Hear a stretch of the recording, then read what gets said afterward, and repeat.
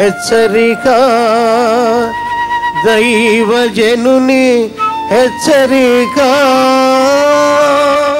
మా నాన్నగారు ఒక డిప్యూటీ ఎగ్జిక్యూటివ్ ఇంజనీర్గా పనిచేశాడు. బోల్డ్ లంచాలు తీసుకునేవాళ్ళు, తెగ లంచాలు. ఈ ఐఎన్పిడి డిపార్ట్మెంటు, తర్వాత ఇరిగేషన్ డిపార్ట్మెంట్లో, ఈ కాకినాడ, ఈస్ట్ గోదావరిలో, కిర్లంపూడి అనే ఊర్లో రైతులకి నీళ్ళు వదిలేస్తే కట్టలు తెచ్చిచ్చేవాళ్ళండి.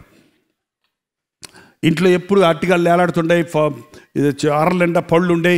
ఇక మనకి ఏది కావాలంటే అది తింటమే. మేము 8 పిల్లలం, నేను పెద్దోడు అందులో. ఇంట్లో జీపు, కారు, పెద్ద మేడ, అట్టహాసంగా ఉండేది. 10 మంది లస్కర్లు ఇంట్లోనే ఉండేవాడు. ఒకడు గుడ్ల తోడానికి, ఒకడు పిల్లలు ఆడిస్తానికి, గవర్నమెంట్ ఇవన్నీ కూడా. కానీ అట్లాంటి సమయంలో మా నాన్న మారు మనసు పొందాడు.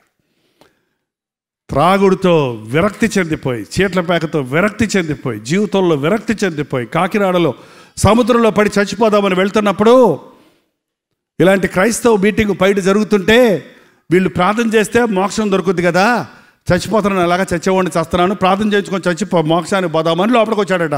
మారదామని క్రైస్తవుడు కాదు అప్పుడు ఆయన. కానీ అక్కడ ఉన్న దైవజనులు వారి కోసం ప్రార్థన చేసినప్పుడు దేవుని ఆత్మ ఆయన్ని మొత్తిందండి.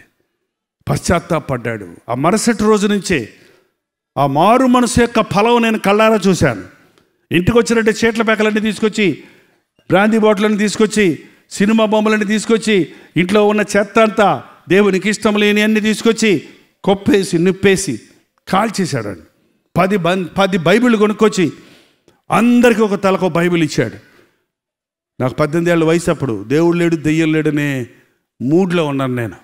పాపం లోకంలో ఉందంటే ఎంజాయ్ చేయటం, చచ్చిపోవటం అంతే అనుకుంటున్న స్థితిలో నా తండ్రి మారటం చూసి, అది యేసు ప్రభు ప్రార్థన వల్ల మారటం చూసి నాకు విశ్వాసం వచ్చిందండి. ఆయన జీవితంలో మార్పు చూశాను. ఇదంతా మా నాన్న నిజంగానే మారాడా అని ఒకసారి కొంచెం డౌట్ వచ్చింది నాకు. ఒకరోజు తొగ్గి చూశాను గదిలోకి. ఏంటి, సాయంత్రం క్లబ్కి పోయేవాడు ఆయన క్లబ్కి పోతే నేను సినిమా పోయేవాడిని. ఏంటండి, మా నాన్న స్ట్రిక్ట్గానే ఉండేవాడు. ఎందుకంటే నన్ను సినిమాలు చూడొద్దనేవాడు. ఎందుకంటే హృదయం పాడవద్దని కాదు, చదువు పాడవద్దని చెప్పి సినిమాలకి వెళ్ళిచ్చేవాడు కాదు. కాబట్టి మా నాన్న క్లబ్కి పోయాక నేను పోయేవాడిని దొంగచాటుగా. కానీ ఆయన క్లబ్కి పోవటం లేదు, నేను సినిమా పోవడానికి లేదు. ఏంట్రా చేస్తున్నాడు లోపల తొంగి చూస్తే మోకాళ్ళ మీద కూర్చొని ఉన్నాడు, బైబిల్ ఎదురుగుండా పెట్టుకొని ఉన్నాడు, కళ్ళెమ్మట నీళ్ళు కారుతా ఉన్నాయి, ప్రార్థన చేస్తున్నాడు. అయ్యా, నా దోషాలు నా జ్యేష్ఠ కుమారుడు ఒళ్ళు వెయ్యకు, జైపాలను రక్షించు అని ఏడుస్తూ ప్రార్థిస్తున్నాడు. నాకు సొర్రమంది ఆ రోజైతే. ఏంటండి, నేను అప్పుడు మారు మనసు పొందలేదు కదా. నువ్వు 40 ఏళ్ళు అయ్యి చేసి తిని తాగి చూసి చేసి ఇప్పుడు మారావు. నాకు ఇప్పుడే 18 ఏళ్ళు. ఇంకా నువ్వు మేసాలు వచ్చాయి. ఇంకా నేనేమి తాగలేదు, తినలేదు, చూడలేదు. అప్పుడే నేను మారాలంట. పెద్ద నువ్వు మారి నన్ను మారమంటున్నావు. నిజమే, యేసు ప్రభు దేవుడే, కానీ ఇప్పుడే మారాల్సిన అవసరం లేదు, అన్నీ చూశాక మారతానులే అని కొంచెం భీష్మించుకొని 3 నెలలు పోరాడాను మా నాన్నతోటి. కానీ అంతకంటే ఎక్కువ దేవునితో, తండ్రి ప్రార్థనతో పోరాడలేకపోయాను. ఆ 18వ ఏట నేను రక్షించబడ్డాను. ఎందుకు చెప్తున్నానంటే, కళ్ళారా నా తండ్రి జీవితంలో మార్పును చూశాను కాబట్టే నేను మారానండి. ఆయన మారు మనసుకు తగిన ఫలాలు చూశాను.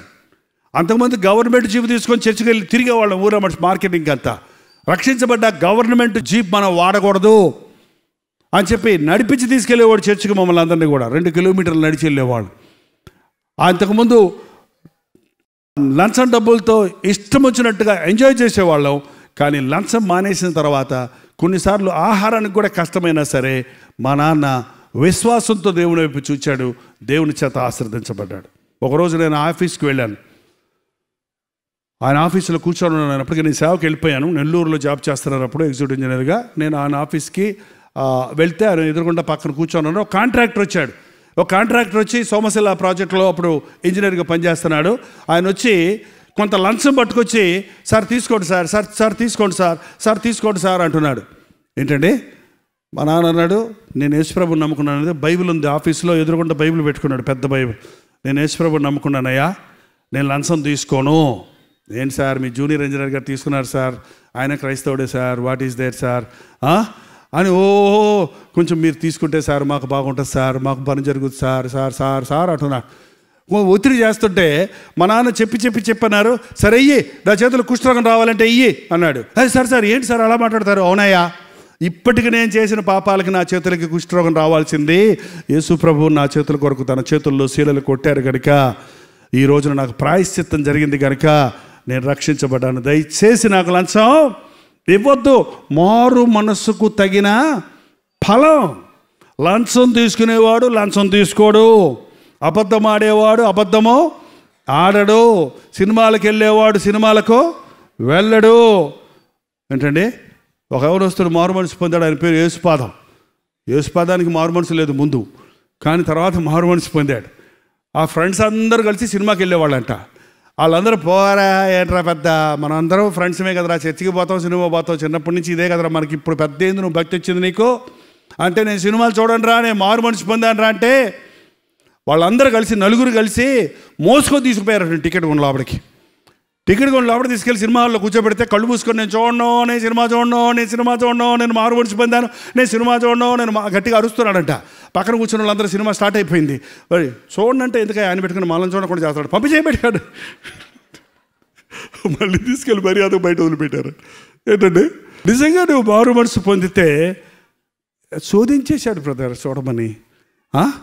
నేను తాగనంటే కొంచెం కొంచెం కొంచెం కొంచెం అన్నాడండి, మళ్ళీ తాగేశానండి అంటుంటారు కొంతమంది. నువ్వు మారు మనసు పొందితే నేను తాగను, నేను చూడను, నేను ఈ పాపం చేయను. మారు మనస్సుకు తగిన ఫలాలు లేవు చాలామంది క్రైస్తవుల్లో.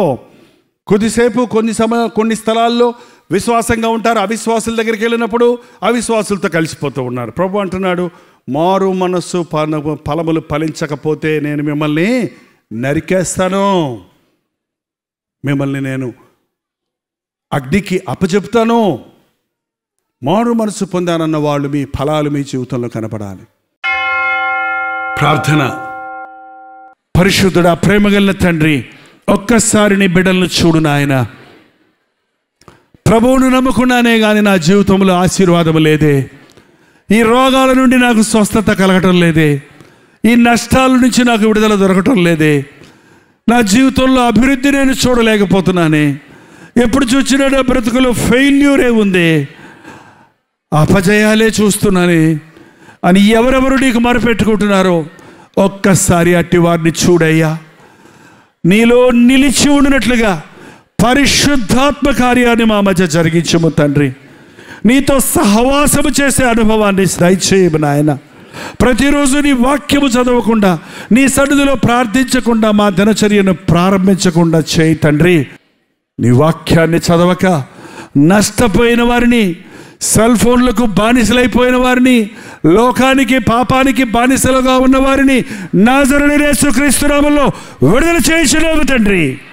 నిన్నే ప్రేమిస్తానికి, నిన్నే వెంబడించడానికి, నీతోనే జీవించడానికి, నీతోనే నడవడానికి ఒక తీర్మానం చేసుకొని ఇక్కడి నుంచి వెళ్ళడానికి మాకందరికీ నీ సహాయం చేయము.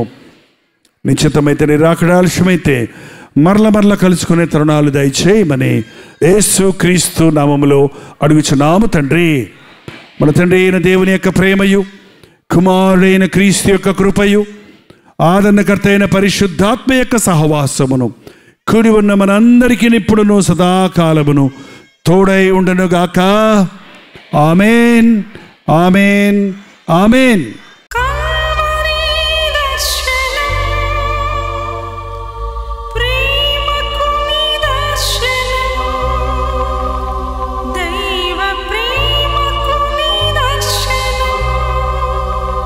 తెలుగు, తమిళ, హిందీ, మలయాళం, బెంగాలీ, ఒరియా అనే 6 భాషల్లో టెలివిజన్ ప్రోగ్రామ్స్ కొనసాగుతూనే ఉన్నాయి. భారభరితమైన పరిచయంలో మీరు సహకరించాలని ఆశిస్తే ప్రభు మిమ్మల్ని ప్రేరేపిస్తే మీ విరాళాలు, కానుకలు డాక్టర్ జై ఫౌండేషన్స్ అనే ట్రస్ట్ నెంబర్కి మీరు పంపించవచ్చు. అవి నేరుగా టీవీ ఛానల్స్కి వెళ్తాయి. అందులో ఏది మేము మా సొంత ఖర్చుల కొరకు ముట్టుకోవటం లేదు, వేరే పరిచయ కొరకు ముట్టుకోవటం లేదు. టెలివిజన్ పరిచయలో ఇంకా సువార్త అనేది వారికి అది అందించాలని ఆశతో ఒక 20 సంవత్సరాలుగా కొనసాగుతున్న పరిచయం కొరకు ప్రార్థించండి, మీ సహకారాన్ని అందించండి. ఈ విషయం మీకు ఇంకా వివరాలు కావాలంటే 89393939 అనే నెంబర్కి మార్నింగ్ 10 నుంచి ఈవినింగ్ 10 లోపల మీరు ఫోన్ చేయండి. వివరాలు గురించి తెలియజేయండి.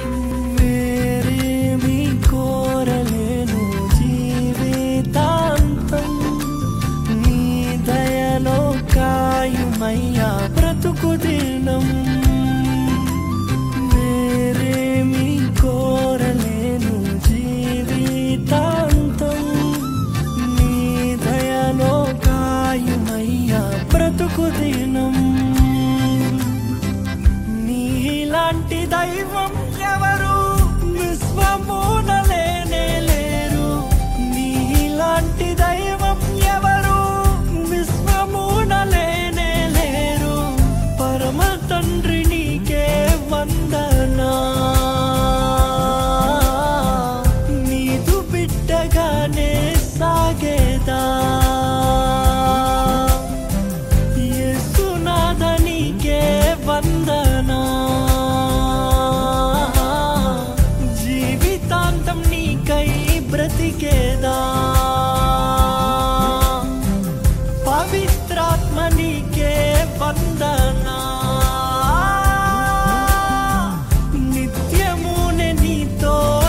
కొలిచేదా